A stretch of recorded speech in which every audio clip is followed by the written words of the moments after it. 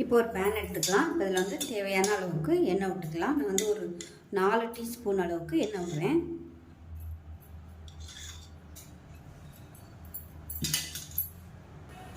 இப்போ எண்ணெய் நல்லா சூடாகிடுச்சு. மெஷரிங் கப்பில் 3/4 கப் அளவுக்கு சின்ன வெங்காயம் எடுத்துக்கிறேன். இதை சேர்த்துக்கலாம். கண்டிப்பாக சின்ன வெங்காயம் சேர்த்துக்கோங்க, அதுதான் நல்லது.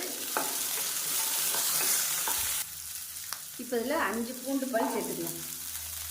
எல்லாமே ரொம்ப வதக்கணும்னு அவசியம் இல்லை, ஒரு அரை வேக்காடு வதங்கினா போதும் எல்லாமே. இப்போ இதில் வரமிளகாய் சேர்த்துக்கலாம். நான் வந்து சின்ன வரமிளகாயை 8 எடுத்துருக்கேன். பெருசாக இருந்துச்சுன்னா நீங்கள் வந்து 4 எடுத்துக்கோங்க போதும். காரத்துக்கு தகுந்த மாதிரி மிளகாய் எடுத்துக்கலாம். இதுக்கு பதிலாக பச்சை மிளகாய் சேர்க்குறதுனாலும் சேர்த்துக்கலாம். இப்போ வெங்காயம் பூண்டு நல்லா வதங்கிடுச்சு. மெஷரிங் கப்பில் 1 கப் அளவுக்கு கொய்யா எடுத்துருக்கேன். அதாவது பழமும் இல்லாமல் காயும் இல்லாமல் நடுத்தரமாக உள்ள மாதிரி எடுத்துக்கோங்க. பழமாக இருந்துச்சுன்னா சட்னி இனிப்பாக இருக்கும், காயாக இருந்துச்சுன்னா புளிக்கும். அதனால் மீடியம் சைஸாக உள்ள கொய்யாவாக பார்த்து எடுத்துக்கலாம்.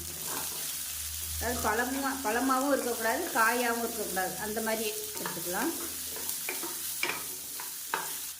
இப்போ இதுக்கு தேவையான உப்பு சேர்த்துக்கலாம். இப்போ இதில் சுண்டைக்காய் சைஸுக்கு புளி சேர்த்துக்கலாம். இப்போ எல்லாமே நல்லா வதங்கிடுச்சு. அமர்த்திடலாம், கேஸ் அமர்த்திட்டு ஆற விட்டுட்டு அரைச்சிட்டு பார்க்கலாம்.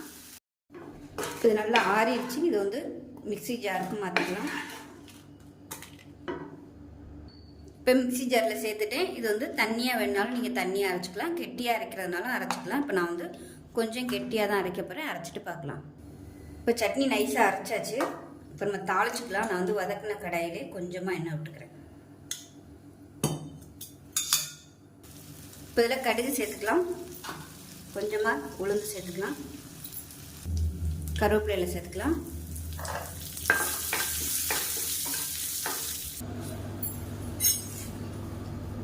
இப்போ அரைச்ச சட்னியை ஒரு பவுலில் மாற்றிக்கலாம். நான் வந்து காரம் கம்மியாக தான் கொடுத்துருக்கேன், ரொம்ப காரம் சேர்க்க வேணும். உங்களோட காரத்துக்கு தகுந்த மாதிரி நீங்கள் சேர்த்துக்கோங்க. ரொம்ப வதக்கணும்னா அந்த வெங்காயம் கொய்யா பழத்தில் உள்ள சத்துக்கள் வந்து அழிஞ்சிடும். அதனால வந்து லேசாக வதக்குனா போதும்.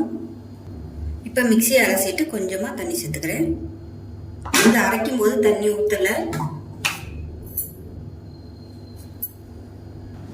இப்போ நம்ம தாளிப்பு வந்து இதில் சேர்த்துக்கலாம்.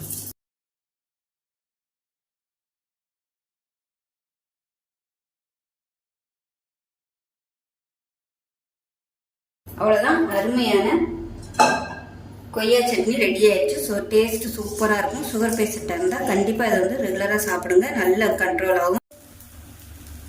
இந்த மாதிரி நல்லா மொறுன்னு தோசை சுட்டு எடுத்துக்கலாம். இப்போ நமக்கு சட்னி ரெடி ஆயிடுச்சு.